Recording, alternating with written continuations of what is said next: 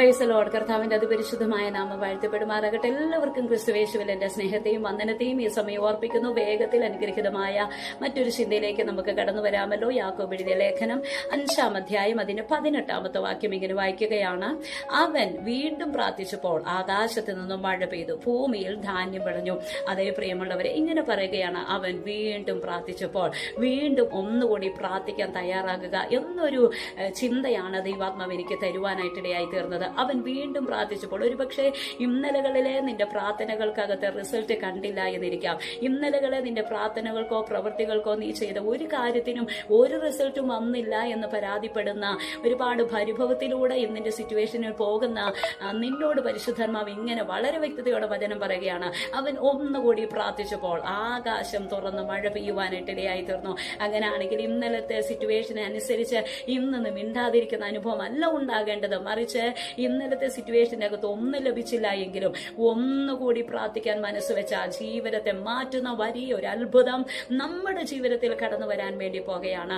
ഇന്നലകളിൽ പത്രോസ് കഠിനാധ്വാനം ചെയ്ത പത്രോസ് രാത്രി മുഴുവനും അധ്വാനിച്ചു, ഒന്നും കിട്ടിയില്ല എന്നാണ് ദൈവത്തോട് പരാതി പറയുന്നത്. യേശുവിനോട് പറയുകയാണ്, രാത്രി മുഴുവനും നാഥ, ഞാൻ രാത്രി മുഴുവനും അധ്വാനിച്ചു, ഒന്നും കിട്ടിയില്ല, എങ്കിലും നിന്റെ വാക്കിന് വലയിറക്കാമെന്ന് പറഞ്ഞ് പത്രോസ് ഇറങ്ങിയപ്പോൾ അവന്റെ പടകിൽ വലിയ പെരുത്ത മീൻകൂട്ടങ്ങളെ ലഭ്യമാകുവാനായിട്ടിടയായി തീർന്നു. അങ്ങനാണെങ്കിൽ ദൈവാത്മാവ് ഇന്ന് പകലിൽ വളരെ വ്യക്തതയോടെ പറയുകയാ, ഒന്നുകൂടി ചെയ്യാൻ തയ്യാറാക്കാം. മടുത്തു പോകരുത്, ക്ഷീണിച്ചു പോകരുത്, തളർന്നു പോകരുത്. ദൈവാത്മാ പറയുന്നു, ഒന്നുകൂടി ചെയ്യാൻ തയ്യാറാക്കുക. അതിനകത്ത് വലിയ റിസൾട്ടുകൾ കാത്തിരിക്കുകയാണ്. ഇവിടെ ഏലിയാവ് പ്രാർത്ഥിച്ച ഏലിയാവുണ്ട്, പ്രാർത്ഥന മനുഷ്യനാണ്. ആമേൻ. ഈ ഏലിയാവ് പറയുകയാണ്, ആമേൻ, ഈ ഏലിയാവ് ഒന്നുകൂടി പ്രാർത്ഥിച്ചപ്പോൾ ആകാശം, ഇങ്ങനെ വായിക്കുന്നത്, ആകാശം, ആമേൻ, ആകാശത്ത് നിന്നും മഴ പെയ്തു. ആകാശത്ത് ദൈവിക മറുപടികളെ വെളിപ്പെടുത്തുകയാണ്. ഭക്തന്റെ മുൻപിൽ ആ മറുപടിയെ തടുക്കാൻ വേറെ ഒരു ശക്തിക്കും കഴിയത്തില്ല. അവൻ ഒരു അധികാരത്തിനും കഴിയത്തില്ല. കാരണം ആകാശം മഴ പെയ്യുകയാണ്. ആകാശത്തോട് ദൈവം കൽപ്പിച്ചു കഴിഞ്ഞു. അതെ, നിന്റെ പ്രാർത്ഥനകൾക്കകത്ത് ദൈവം ചിലതിനോട് കൽപ്പിക്കും. അമ്മേ, നീ ഇന്ന് പ്രാർത്ഥിക്കാൻ തയ്യാറായാൽ ആകാശം നിനക്ക് വേണ്ടി തുറക്കും. ആ ശക്തിയെ, ആ ഒരു ദൈവപ്രവൃത്തി ആർക്കും തടുക്കാൻ കഴിയത്തില്ല. ഒരു നിയമത്തിനോ ഒരു ശക്തിക്കോ ഒരു അധികാരത്തിനോ ആകാശത്തെ തുറക്കുന്ന ദൈവികമായ പദ്ധതിയെ തകർക്കാൻ കഴിയത്തില്ല, അതിനെ നിർത്താൻ കഴിയത്തില്ല. ആകാശം തുറന്ന് മഴ പെയ്യുകയാണ്. അതിനുശേഷം പറയുകയാണ്, ആകാശത്ത് നിന്ന് മഴ പെയ്തു, ഭൂമിയിൽ ധാന്യം വിളഞ്ഞു. ഇന്നലെ നീ ചെയ്ത പ്രവൃത്തികൾ ഇന്ന് വിളഞ്ഞു വരികയാണ്.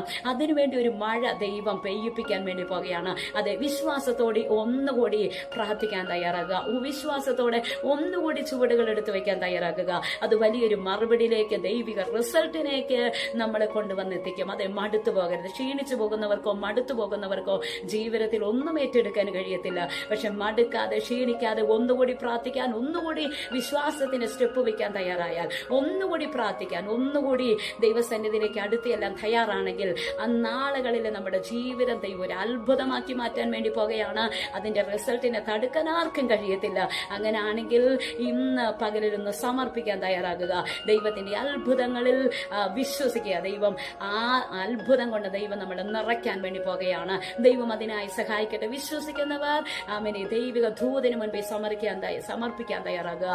ദൈവം നിങ്ങളുടെ ജീവിതത്തെ അത്ഭുതമാക്കി മാറ്റാൻ വേണ്ടി പോകുകയാണ്. God bless you. ആമേൻ.